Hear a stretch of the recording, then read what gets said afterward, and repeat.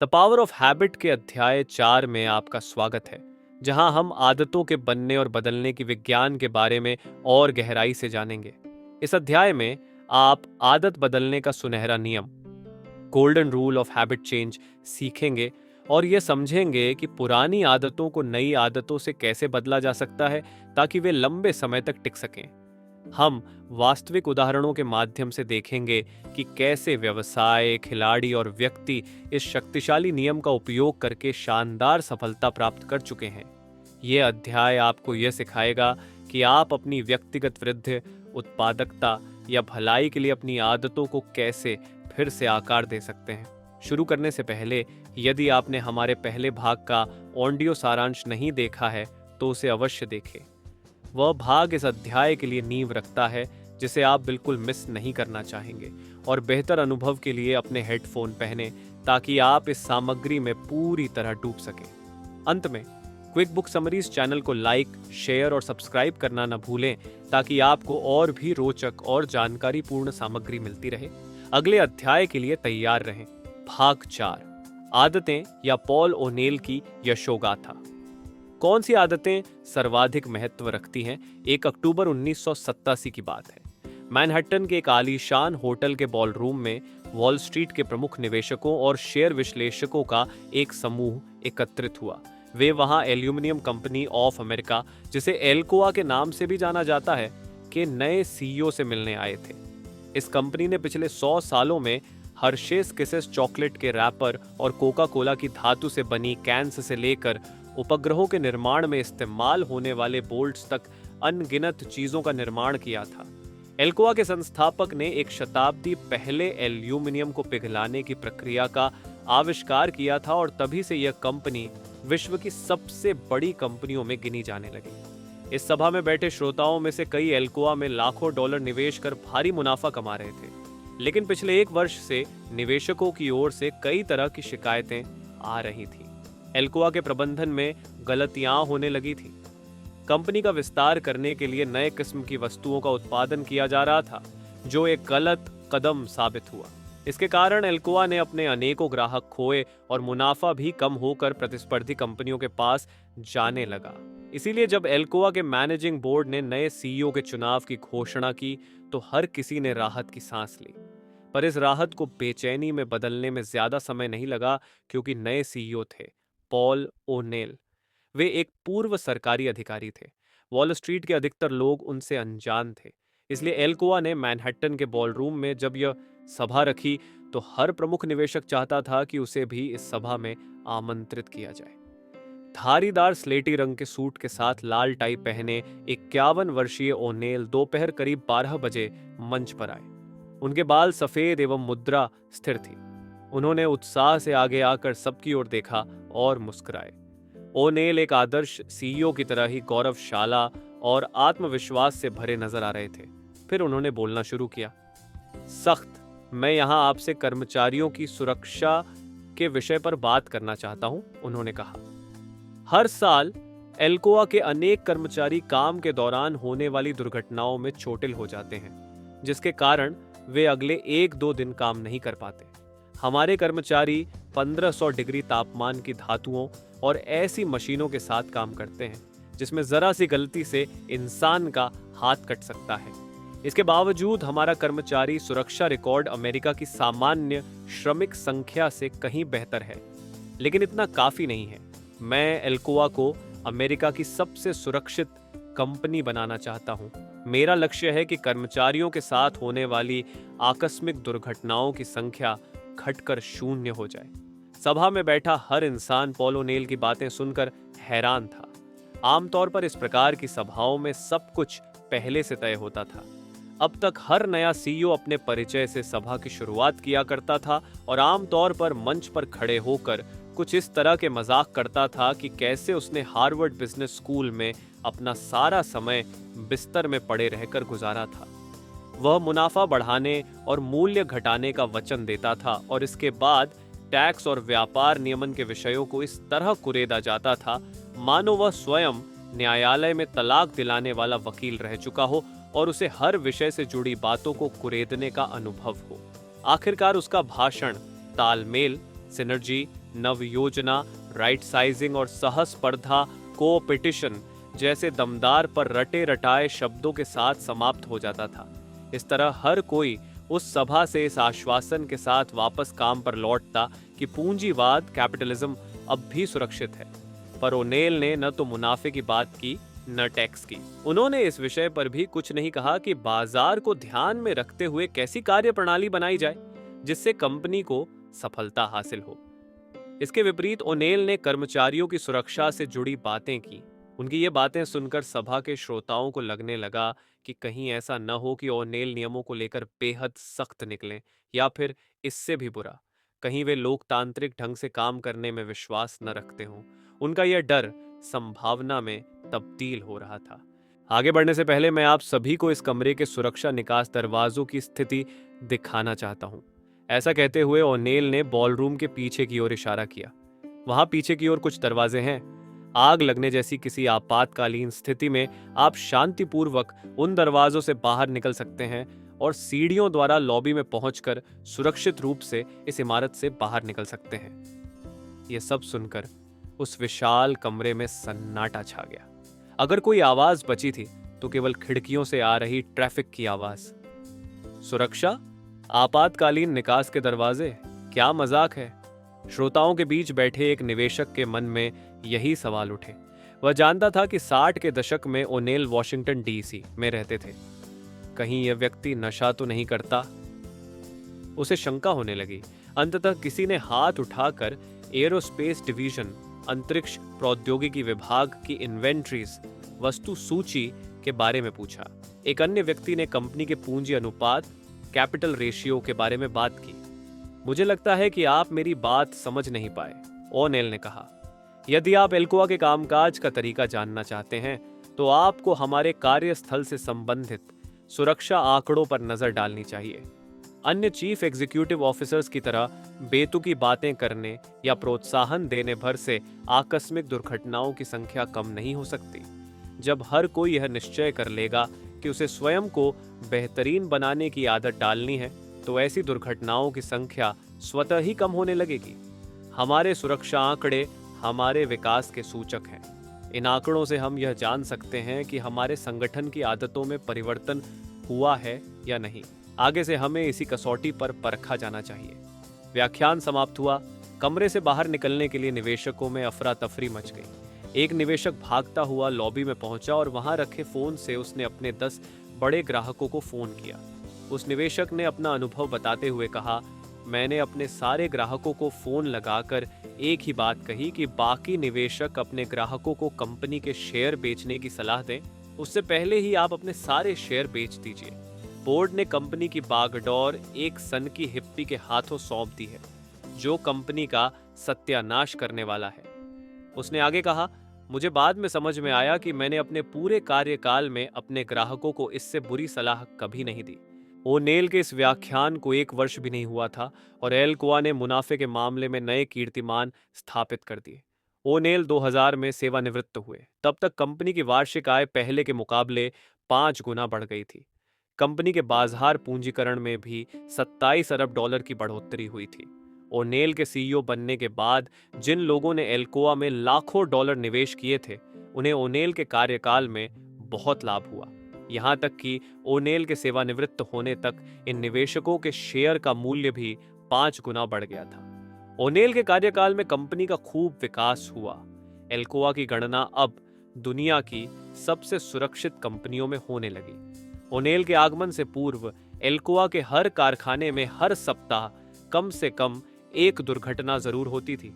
पर ओनेल की सुरक्षा योजनाओं के लागू होने के बाद कई सालों तक किसी भी कर्मचारी के साथ कोई आकस्मिक दुर्घटना नहीं घटी। अमेरिकी औसत दर के मुकाबले एल्कोआ की कर्मचारी दुर्घटना दर 20 से 1 थी। सुरक्षा तो ओनेल ने सबसे बड़ी, नीरस और सर्वाधिक संकटपूर्ण कंपनी को मुनाफे और के नए कीर्तिमान स्थापित करने वाली कंपनी में कैसे तब्दील किया? इस सवाल का जवाब आसान है। उन्होंने एक आदत पर निशाना साधकर पूरे संगठन में परिवर्तन की लहर पैदा कर दी। ओनेल बताते हैं, मैं जानता था कि मुझे एल्कोआ को पूरी तरह परिवर्तित करना होगा, पर आप लोगों को बदलने का आदेश नहीं दे सकते। हमारा दिमाग आदेश ग्रहण नहीं कर सकता। इसलिए मैंने शुरुआत में सिर्फ एक पहलू पर ध्यान केंद्रित करने का निर्णय लिया, क्योंकि मैं जानता था कि यदि मैं इस एक पहलू से संबंधित आदतों को परिवर्तित कर पाया तो यह परिवर्तन पूरी कंपनी में लाया जा सकता है। ओनेल को विश्वास था कि कुछ आदतों में ऐसी शक्ति होती है जिनसे परिवर्तन की एक श्रृंखला शुरू की जा सकती है, जिसकी मदद से पूरे संगठन की आदतें बदली जा सकती हैं। दूसरे शब्दों में कहा जाए तो कुछ आदतें पुनर्निर्माण के मामले में अधिक महत्वपूर्ण होती हैं, फिर वह पुनर्निर्माण व्यापार का हो या जीवन का। इन आदतों को मूल आदतें कहा जाता है। ऐसी आदतें इंसान के जीवन के अनेक पहलुओं पर अपना प्रभाव डालती हैं, जैसे काम, भोजन, खेल, खर्च और संवाद आदि। मूल आदतें इंसान के अंदर एक ऐसी प्रक्रिया शुरू करती हैं जिससे समय के साथ सब कुछ परिवर्तित हो जाता है। मूल आदतें सफल हों, इसके लिए यह जरूरी नहीं है कि हर छोटी से छोटी चीज भी सही हो। इसकी सफलता कुछ मुख्य प्राथमिकताओं को समझने और उन्हें शक्तिशाली उत्तेजकों में परिवर्तित करने पर निर्भर होती है। इस पुस्तक के पहले भाग में आपने आदत की कार्यप्रणाली, नई आदतों का निर्माण और परिवर्तन जैसे विषयों को समझा, पर एक प्रमुख आदत की शुरुआत किस बिंदु से होनी चाहिए, इसका जवाब मूल आदतों को समझने से मिलता है। जिन आदतों में परिवर्तन होने से रूटीन, तयशुदा क्रियाओं और पैटर्न में परिवर्तन आता है, ऐसी आदतों का विशेष महत्व होता है। माइकल फेल्प्स ओलंपिक विजेता कैसे बने? कॉलेज और स्कूल में कुछ छात्र अपने समकक्ष बाकी छात्रों से बेहतर क्यों होते हैं? इस तरह के सवालों के जवाब मूल आदत को जाने बिना विस्तार से नहीं समझाए जा सकते। मूल आदत से यह पता चलता है कि कैसे कुछ लोग सालों कोशिश करके अचानक 18-20 किलो वजन घटा लेते हैं, या काम में व्यस्त रहने और अच्छा प्रदर्शन करने के साथ साथ कुछ लोग हर रोज रात का खाना परिवार के साथ खाने का समय कैसे निकाल लेते हैं। मूल आदतों को समझने से यह पता चलता है कि कैसे एल्कोआ दुनिया की सबसे सुरक्षित कंपनी बनी और कैसे कंपनी के स्टॉक्स डॉव जोन्स की सूची में सबसे बढ़िया प्रदर्शन करने वाले स्टॉक्स बने। शुरुआत में जब ओनेल के सामने एल्कोआ का सीईओ बनने का प्रस्ताव रखा गया तो वे बहुत उत्साहित नहीं थे। इस पद को स्वीकार करने को लेकर वे दुविधा में थे। वे अपने जीवन में काफी पैसा कमा चुके थे। वे कनेक्टिकट के निवासी थे और उनकी पत्नी को वहीं रहना पसंद था, जबकि एल्कोआ का मुख्यालय पीट्सबर्ग में स्थित था और ओनेल को इस शहर के बारे में ज्यादा जानकारी भी नहीं थी। इसलिए उन्होंने आखिरी निर्णय लेने के लिए एक सूची बनाई। इस सूची में उन्होंने ऐसी बातें लिखी जिनसे यह साफ हो सके कि सीईओ का पद स्वीकार करने पर उनकी सबसे बड़ी और महत्वपूर्ण प्राथमिकताएं क्या होंगी। सूची बनाकर चीजों को समझने की इस पद्धति पर ओनेल बहुत विश्वास करते थे। अपना पूरा जीवन उन्होंने ऐसी सूचियां बनाकर ही सुनियोजित किया था। ओनेल ने अपने कॉलेज की पढ़ाई फ्रेस्नो राज्य में पूरी की थी। उन्होंने 3 साल में अपना कोर्स पूरा किया और इस दौरान वे पढ़ाई के अलावा सप्ताह में 30 घंटे काम भी करते थे। उस दौरान उन्होंने उन सभी चीजों की सूची बनाई जो वे अपने जीवन में प्राप्त करना चाहते थे। इस सूची में सबसे ऊपर था परिवर्तन लाना। सन 1960 में ग्रेजुएट होने के बाद एक मित्र के प्रोत्साहन से ओनेल ने फेडरल इंटर्नशिप का फॉर्म भरा। उनके अलावा करीब 3 लाख अन्य लोगों ने भी इस सरकारी नौकरी की परीक्षा दी। उनमें से 3000 लोगों का चयन इंटरव्यू के लिए हुआ और नौकरी के लिए केवल 300 लोग चुने गए। ओनेल उनमें से एक थे। उनकी शुरुआत वेटरन्स एडमिनिस्ट्रेशन, वयोवृद्ध प्रशासन में मिडिल मैनेजर, मध्य प्रबंधक पद से हुई। यहाँ उन्हें कंप्यूटर सीखने के लिए कहा गया। इस दौरान भी ओनेल अपनी सूचियां बनाते रहे, जैसे कुछ परियोजनाएं अन्य परियोजनाओं से अधिक सफल क्यों हैं, कौन से कॉन्ट्रैक्टर समय पर माल देते हैं और कौन से देर करते हैं वगैरह। हर साल उनका प्रमोशन होता रहा। जैसे जैसे वे ऊंचे पदों पर पहुंचने लगे, उनकी सूची बनाने की आदत भी प्रसिद्ध होने लगी। लोगों के बीच बातें होती रहती थीं कि चाहे कोई भी समस्या आ जाए, ओनेल की सूची में उस समस्या से निपटने के लिए एक बिंदु जरूर होगा। सन 1960 के मध्य में वॉशिंगटन डीसी में ऐसी प्रतिभाओं का भारी मांग थी। रॉबर्ट मैकनमारा ने गणितज्ञों, सांख्यिकी विशेषज्ञों और कंप्यूटर प्रोग्रामर्स के एक दल को नौकरी पर रखकर उनकी मदद से पेंटागन का पुनर्निर्माण किया। राष्ट्रपति जॉनसन भी ऐसे ही होशियार तकनीकी विशेषज्ञों को नौकरी पर रखना चाहते थे। अतः ओनेल को काम पर रखा गया। ओनेल के इस काम ने आगे चलकर डीएचसी की सबसे शक्तिशाली एजेंसी की शुरुआत की, जिसका नाम है office of management and budget. इसके एक दशक बाद 38 साल की उम्र में ही ओनेल को डेप्यूटी डायरेक्टर, उपनिर्देशक का पद दे दिया गया। वे रातों रात शहर के सबसे प्रभावशाली लोगों में गिने जाने लगे। यही वो समय था जब संगठनात्मक आदतों पर ओनेल का अध्ययन शुरू हुआ। उनकी पहली जिम्मेदारी थी स्वास्थ्य संबंधी योजनाओं पर सरकार के कुल खर्च का अध्ययन करने के लिए विश्लेषणात्मक रूपरेखा बनाना। जल्द ही उन्होंने पाया कि सरकार की स्वास्थ्य संबंधी योजनाएं तार्किक नियमों और प्राथमिकताओं को ध्यान में रखकर नहीं बनाई जाती। इसके विपरीत ये योजनाएं विचित्र संस्थागत प्रक्रियाओं के कारण बनाई जाती थी, जो एक लिहाज आदतों की तरह संचालित होती थी। सरकारी अधिकारी और नेता ठोस निर्णय लेने के बजाय ऐसे इशारों पर प्रतिक्रिया दे रहे थे जिनकी क्रियाएं पहले से तय थीं और जिनसे एक निश्चित इनाम मिलता था। ये इनाम था पदोन्नति या पुनः निर्वाचन। ये आदत का ऐसा फंदा था जिसकी गिरफ्त में हजारों लोग और सरकार के अरबों डॉलर फंसे हुए थे।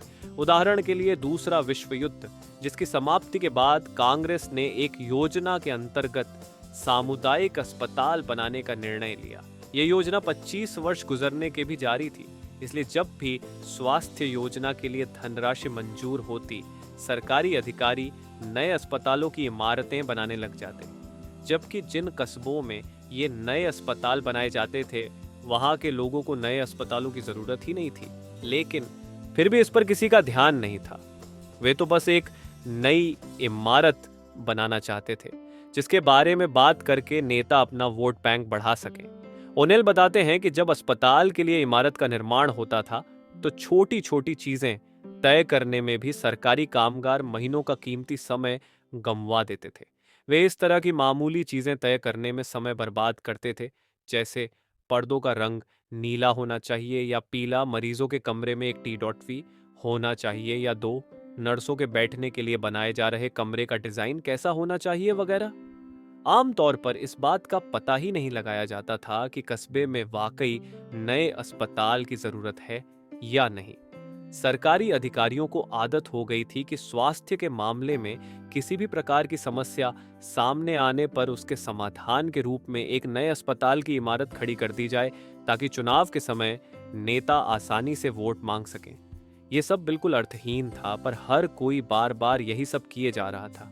शोधकर्ताओं ने जिन कंपनियों या संगठनों का अध्ययन किया, वहां उन्हें संगठनात्मक आदतें नजर आईं।